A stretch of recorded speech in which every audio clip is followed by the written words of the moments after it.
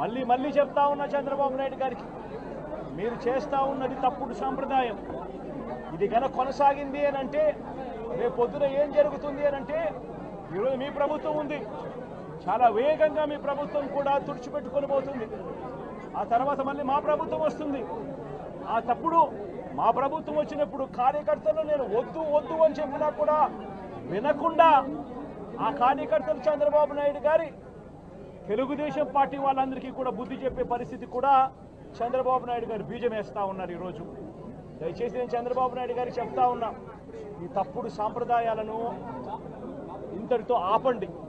ఈ తప్పుడు సాంప్రదాయాలు పెద్దయ్యాయి, వృక్షాలైనాయి అని అంటే ఆ తర్వాత ఆపడం ఎవరి చేత కాకుండా పోతుంది. ఇప్పటికే లా అండ్ ఆర్డర్ అనేది గాడి తప్పింది. ఇప్పటికే ఏం జరుగుతూ ఉంది అన్నది మీకే తెలియకుండా కూడా జరిగేంత దారుణమైన పరిస్థితిలోకి ఈరోజు లా అండ్ ఆర్డర్ పోతూ ఉంది.